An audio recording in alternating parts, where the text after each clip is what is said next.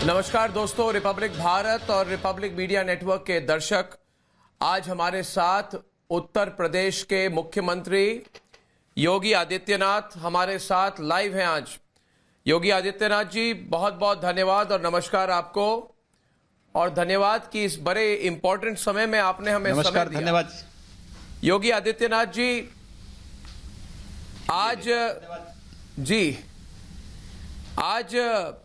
16 दिन हो गए किसान आंदोलन को। आपने 7 नवंबर को आपने कहा था कि ऑपोजिशन किसानों के कंधे का इस्तेमाल करके देश में अशांति फैला रहा है, और दूसरी तरफ ये लोग कह रहे हैं कि भारतीय जनता पार्टी, योगी आदित्यनाथ किसानों की आवाज नहीं सुन रहे, और एक पूरी नैरेटिव बन रही है अभी कि बीजेपी किसान विरोधी है। तो इसका समाधान क्या है? समाधान कैसे निकलेगा अगर दोनों साइड इतने हुए अड़े हुए रहेंगे अपने पोजीशन पर? तो समाधान कैसे निकलेगा योगी जी?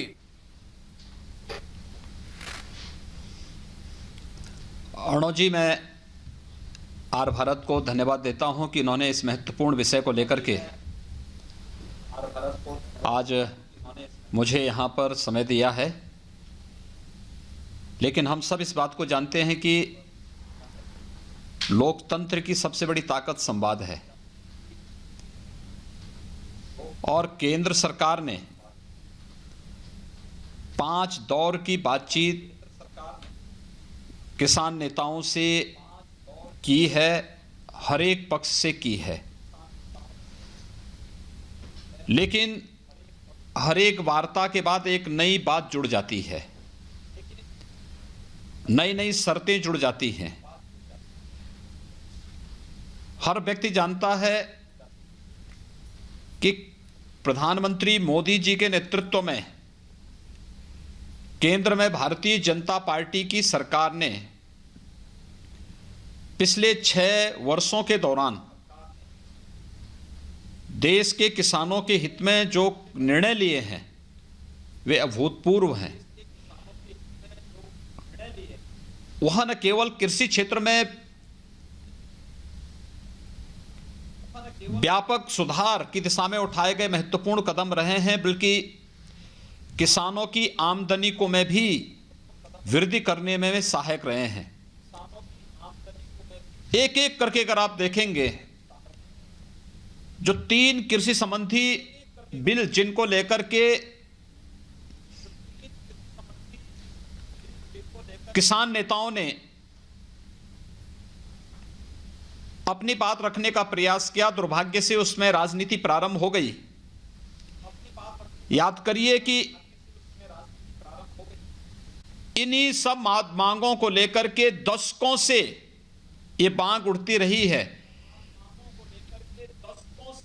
किसानों के हित के लिए, कृषि सुधार के लिए, किसान की उपज को मंडी शुल्क से मुक्त करने के लिए ये मांग तो हर एक स्तर पर उठती रही है। और मैंने पिछली बार ये एपीएमसी एक्ट के बारे में कहा था कि एपीएमसी एक्ट के में जो संशोधन की बात है, इस संशोधन की बात यूपीए सरकार के समय 2010 और 11 के दौरान कांग्रेस नेतृत्व की यूपीए सरकार में उस समय के कृषि मंत्री ने देश के सभी राज्यों के मुख्यमंत्रियों को पत्र लिख करके इस संशोधन के लिए कहा था। मुझे आश्चर्य होता है कि कांग्रेस ने अपने चुनाव घोषणा पत्र में 2019 में भी इस बात की घोषणा की। विभिन्न राज्य सरकारों ने इस संबंध में मांग की थी, क्योंकि यह किसानों के हित में है। किसान की उपज का दाम उसे मिले और एक स्वस्थ प्रतिस्पर्धा आगे बढ़ सके। किसान की उपज किसी भी समय, किसी भी स्थान पर किसान अपने अनुरूप उस उपज को बेच सके और उस पर कोई टैक्स ना लगे, कोई किसी प्रकार का कोई सेस ना लगे, यही गारंटी तो एपीएमसी एक्ट देश के किसानों को दे रहा है। आखिर इसको लेकर के इतना हाई तौबा क्यों? और विपक्ष में जो नेता हमारे भोले भाले किसानों के कंधों पर बंदूक रख करके निशाना साधने का कुत्सित प्रयास कर रहे हैं, इन सब के पिछले स्टेटमेंट को पढ़िए जी। इन सब के पिछले स्टेटमेंट को थोड़ा पढ़िए। इसमें से हर व्यक्ति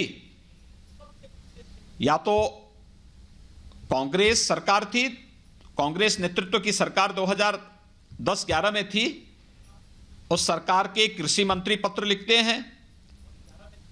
2014 में श्री राहुल गांधी के बयान, जब दिल्ली में कांग्रेस की शीला दीक्षित की सरकार वहां पर चुनाव हारी थी, उसके बाद उनके बयान। 2019 के कांग्रेस का घोषणा पत्र हो, संसद की कृषि संबंधी अस्थायी समिति की बैठक में समाजवादी पार्टी, टीएमसी, अकाली दल या फिर अन्य राजनीतिक दलों, चाहे वह दक्षिण में डीएमके हो, इन सब ने इस एक्ट में संशोधन की बात स्वीकार की थी और उसका समर्थन किया था। और जब केंद्र सरकार ने कदम उठाया है किसानों के हित में, तो आज यही लोग विरोध करके किसानों को उकसाने का प्रयास कर रहे हैं। ये नहीं चल सकता है।